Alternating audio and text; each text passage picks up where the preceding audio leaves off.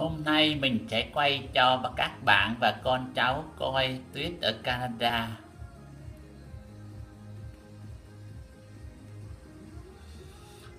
Vì lạnh quá, mình không có đi ra ngoài mới trút tuyết xong, quá là lạnh.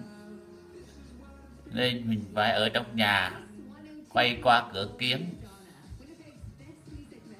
cho các bạn coi. Đó, thấy tuyết chưa?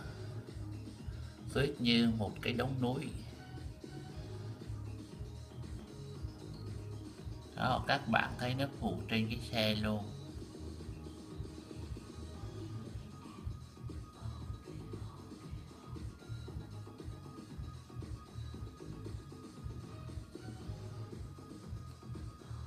Đó, các bạn thấy không?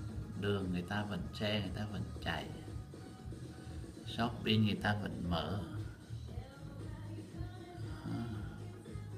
Đường thì nó không biết là cái lane nào mình chạy, cái chiều nào mình chạy. Vì tuyết nó ngập hết rồi.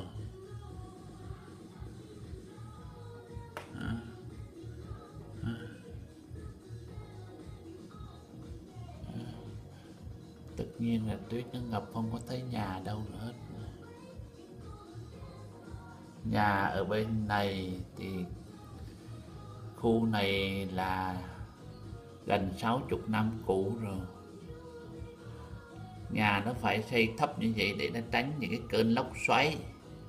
Nhưng mà nó ở dưới nó có một cái tầng kêu bằng tầng hầm basement, để mỗi lần lốc xoáy hay là bão cuốn thì người ta có thể trốn ở dưới cái tầng hầm kêu bằng basement.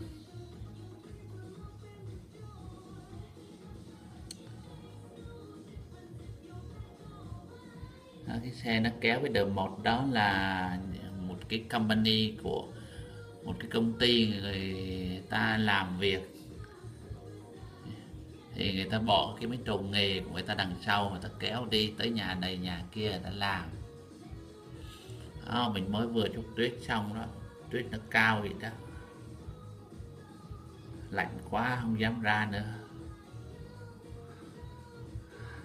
Từ lúc nó đến giờ nhiệt độ từ âm 35 đến âm 41 độ, lạnh khống cả người.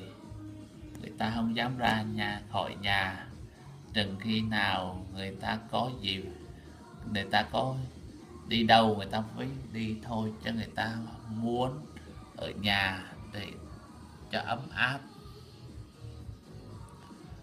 Các bạn thấy không, cây cối không có lá luôn, trọc lóc luôn.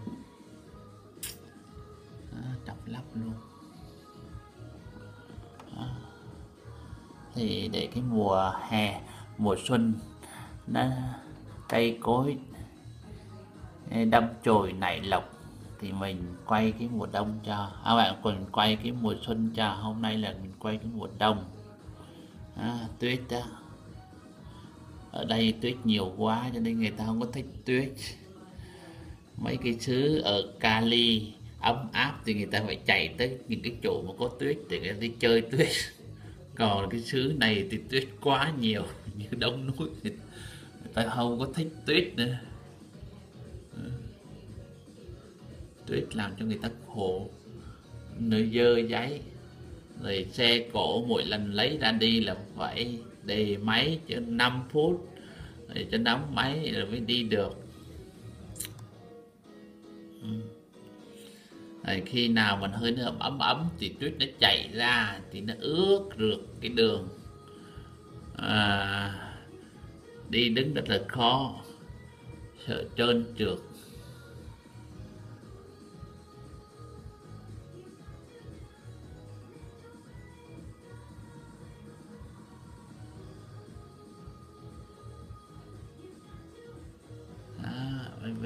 Bên xa xa là shopping, là nguyên cả những cái cây shopping xa xa đó, đứng ở trong nhà có thể quay được hết.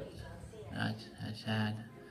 Ở đây thì đi chợ hay là đi gần gần mua sắm các cái đồ nhà hàng cái gì thì nó gần đây bộ tới.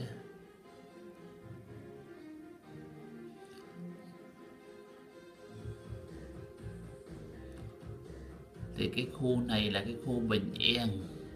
Cái khu này là hồi trước là khu của kế bên kia là những cái khu của những người giàu. Ở bên này bác sĩ, kỹ sư, những người làm cấp lớn thì người ta ở những cái vùng này.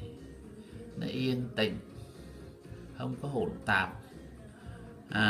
Vùng này mà đi lên downtown thì phải mất đến 20 phút mới lên được downtown. Downtown là giống như là ở Việt Nam cái vòng phố thì người ta không có muốn sống ở downtown, tại vì cái phố là nó hỗn tạp. Ta lại thích sống xa, từ nào thì tốt từ đó, đắt tiền từ đó. Các bạn thấy ông xe nào xe đấy Tuyết quá chừng dơ giấy lắm. Có nhiều người ta không muốn làm biếng, người ta không trạo Tuyết thì ta chở Tuyết đi luôn, một xe đầy vun Tuyết luôn như thế.